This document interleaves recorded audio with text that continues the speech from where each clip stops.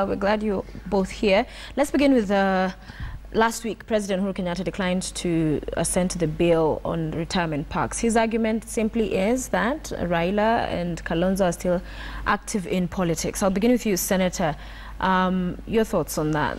I don't see the logic in that. They have retired in the interim as Deputy President and Prime Minister of the country. You are given if you were to have benefits out of a job that you're doing in KTN, the minute you finish, you are up with that job, and you decide that you're going to take another assignment. Let me not mention any competitor internally, an international broadcaster, let's say CNN. But they're not seeking political office in another country, so you have to keep it local. So let me keep it local. So you decide to go then to NTV, assuming, just for argument's sake.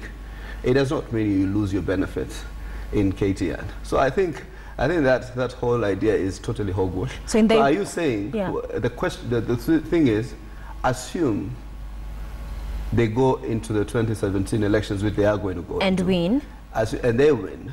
So you say that you will give them the benefits of the prime ministership, because those benefits cannot run away. They have not been paid any benefits arising. I was paid benefits for being what I call gratuity and a few other things that are usually the domain of constitutional office holders. I was paid benefits for having been in the KNCHR. My colleagues who are in Parliament were paid benefits for having served in the last Parliament as members of Parliament or ministers. Everybody has been paid their benefit. It has been and they are back in Parliament? They're back in Parliament, yes. Okay. Young Nyongo, Orengo, I remember once I had a discussion with Hassan Joho. He'd been paid all his benefits. Everybody gets a package once you finish the term of office. And is there the package in that nature, in that there's this one-off lump sum, then there's every month a certain amount? Yeah, every person who has served more than 2 terms, every member of Parliament who has served more than 2 terms is getting a package. Okay, those who are not in Parliament get a package. So it means if you serve a 3rd term, that package accumulates. So are you saying that you are going to hold it and accumulate it for Raila Odinga and Kalonzo Musyoka until that time they try their debut in 2017 and win or lose, whatever the case may be? You then will say you will lump it together? Because that's something that cannot go away. That's the truth of the matter. So what are coming to you? The argument from the Jubilee side is, so in the event, say 2017, they come, they win. Yeah. So do they then earn, Raila, for example, a salary as president and also continue to earn those monthly stipends of, retirement package? How does this pan out? As a lawyer, break it down for us. I think there should be absolutely no argument. Yeah. What the former Prime Minister and the former Vice President is entitled is called a retirement package. You get a lump sum and then a monthly payment and other benefits. Benefits like office, security, staff.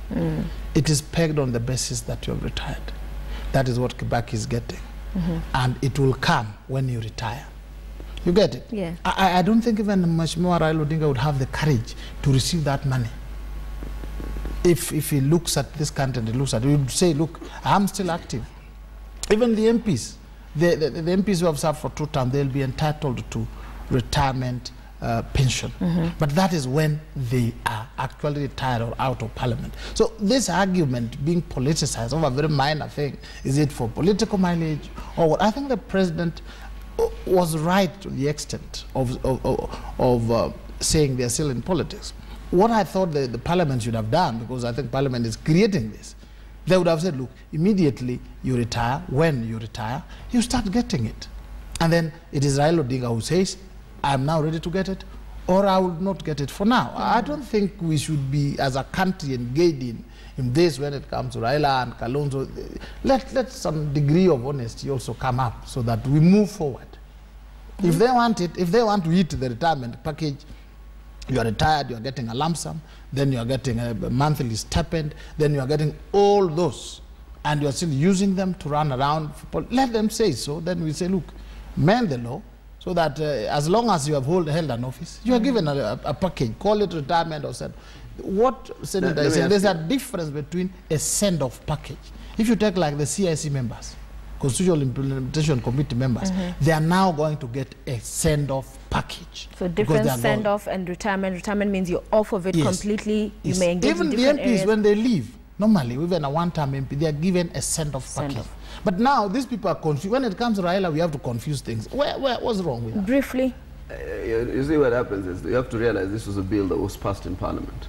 There will start a debate on what are the actuals, and I think that the argument then there's this notion. You see, if you look at the political parties' funding, you will see that it says it should be a certain percentage of our resources, but you find that they give you a far much lesser vote to it, because you know these young people, so to speak, young in quotes, who lead Jubilee, believe that to frustrate you politically, you have to squeeze your avenues of resources. They live with that Moi notion that they must make it appear so desperate so that you turn back to them. I have seen that. It's a very old adage in how you exercise politics. So rather than allocate the 1 billion or something that is required for political parties funding, you allocate 100 million, which you divide among several parties. And then you know what, I've heard even some of these people saying, you can imagine Raila and Kalonzo with 1 billion shillings running their parties. We will be in chaos. But that's the law. So therefore, they do these things because they believe they will humiliate you. Their whole idea is based on humiliation. But so this is a bill that has gone through Parliament.